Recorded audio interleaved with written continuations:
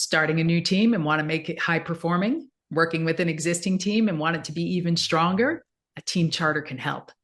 Hi, I'm Leanne Cusimano Roque, executive coach and owner of Shine Like the Sun Coaching.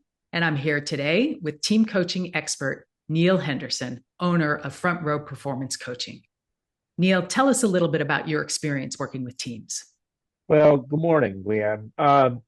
It's been my whole career. I started off in the Navy where I spent 20 years leading increasingly diverse and dispersed teams.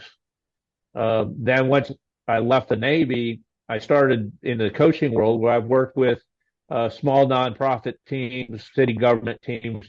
But really, for the last 7 years, I've been working with very large, complex matrix project management teams. Wow. And you have more than 6,000 hours of coaching experience, I understand. I do. And the vast majority of them is working with, I call them organizational systems, but they're a team of teams, helping not only individual teams, but how do they interact together? Wonderful. Okay, great. So tell us, what exactly is a team charter, or I've also heard you use the term Design Team Alliance, DTA. Okay, they're actually two different things. Okay. The team charter, and one of the challenges with that is the language is it brings a lot of baggage. People have misperceptions of what it is. But really, a team charter defines the conditions that will help the team become very high performing. And I look at it as a book with multiple chapters. Now, depending on how complex a team will determine really how formal you want to make it. Okay. But in essence, you want to go through the obvious ones are things like your goals and the objectives.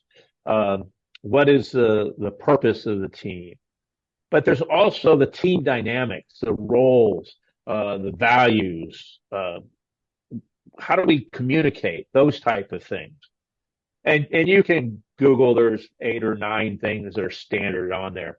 But it's really I like to Richard Hackman and Ruth Wagman really done a lot on the conditions. It's like a farmer.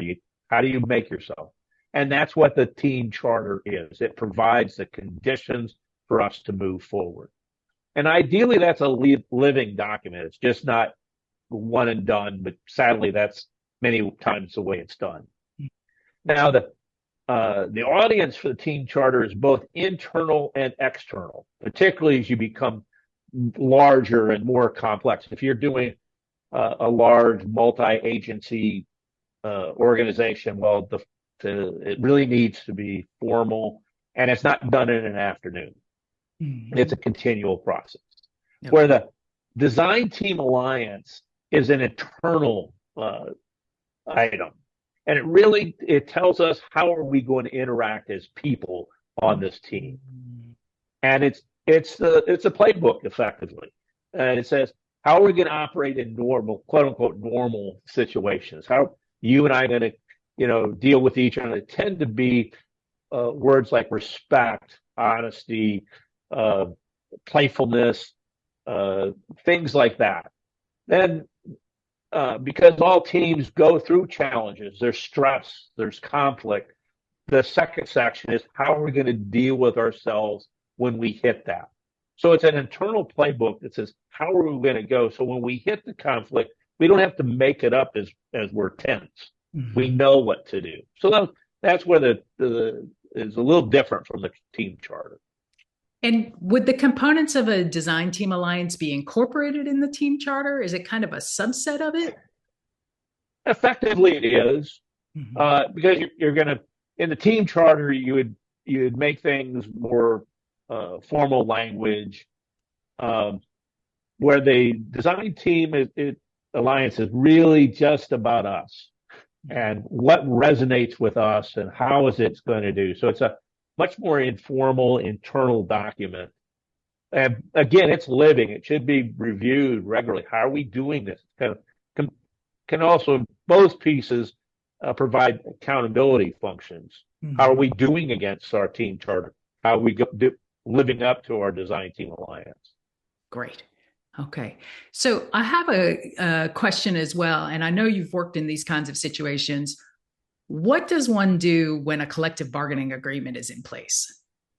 Um, in effect, nothing different because part of what you're doing is figuring out how are we going to work together, whether it's a team charter, which is creating the conditions.